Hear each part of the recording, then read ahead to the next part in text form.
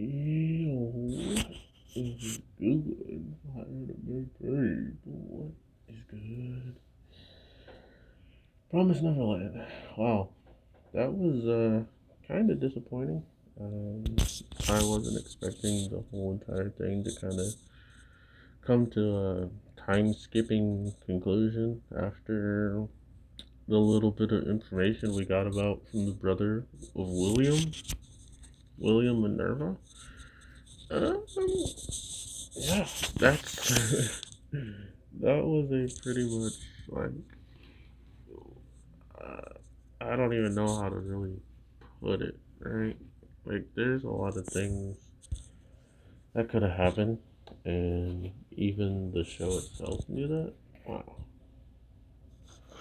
The problem is, even though the show knew that there was other ways of telling the story, and the anime decided to do its own thing, this is the type of stuff that I've been warning people about, right? This is the scary times of anime, and people never really understood it because there's no real good examples that they had of recent that they felt some type of way about.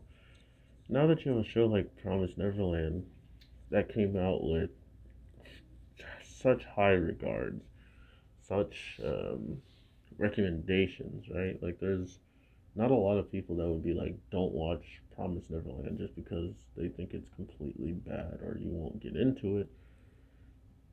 But now, with the story ending, that could be a thing. That could be something people feel just because this was rushed. This was quick. And this was very much so a slap in the face to the people who, read the manga and whatever story plays out whatever way there.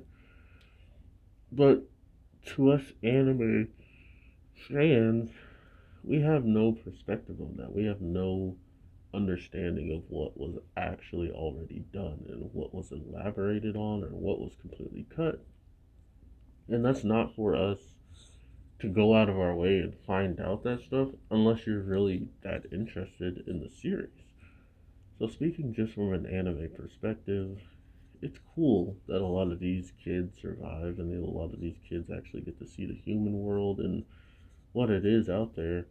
I was just surprised that the humans who were willing to get rid of these kids and have these kids eaten and have these kids used for future experiments and whatever else would not be so open armed to them, right? I didn't think they were just going to show up and have zero issue getting in and out. But, like I said, it's not, the story is rushed. This is what a studio would do with any anime that they feel like they're just done with. And to be fair, this could be how the source material kind of ends, but just by seeing the little details of like the royals that were out there that we just all of a sudden know that they got destroyed, like there was a huge war and that was it. I'm pretty sure Norman and everybody ends up coming back. So even throughout that huge war, they must have just sent the evil blood people in there to handle all of it, or something along those lines, because no one really looks like they took any battle damage. From like, oh, I lost an arm from this time when we were fighting, or none of that type of stuff. Instead, it was this quick recap, almost feeling of, yeah, they met this really crazy guy with an eye and he had a dragon, and then they went to the place where the queen is, and then they looked down at where the queen was, and then they show us flags in the ground, like that look like the queen summoned up their people and they summoned up theirs, and there's a huge battle, and then that was it. They ended up back home hugging on Phil and everybody else that they missed. So, if you were asking me how do I feel about season one, it was definitely an 8 out of 10. How do I feel about season two? It's like a 5 or a 6 because there's so much potential in this demon world and so much that happened within 10 minutes and just got skipped through and just got off screen. Imagine off screen in a whole entire war, a whole entire change of a world. Not just a war being taking place, but a world got changed and it's going to be different from here on out, and they off screened it, right? That's the type of stuff that should worry you about the future of anime, because even with whatever source material they had, they chose to play it out like this. They chose to end it like this.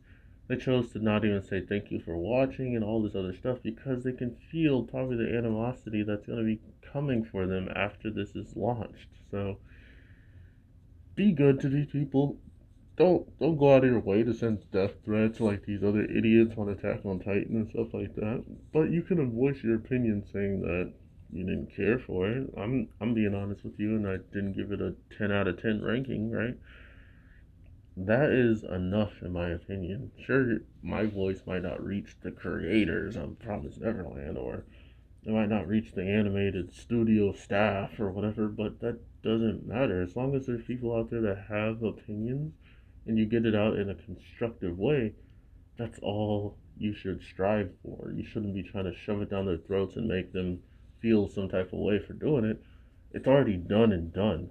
Not to mention, it was already decided much, much sooner, or much like, a ways ago, that this is how it's going to play out, compared to us seeing it last week and being like, I hope it doesn't play out this way next week, and they could change it up. Like, they don't have that time. It's already done. They're just getting the episodes out. So regardless, it's another show that is gone, and just like Dr. Stone, it was an interesting season as a whole, and I feel like a lot of people did not finish this season because of how things were playing out. So regardless, I would love to hear what you guys are feeling about Promise Neverland. If you hated it, loved it, whatever the case may be. Did you read the manga and like the manga better? Did you like the anime better than the manga? Whatever the case may be, I am your boy, the Anime G, and I will definitely talk to you in the next one. Thank you so much for the support, everybody. I hope you are doing okay, and I will definitely be looking for them new animes coming out soon. So, with that being said,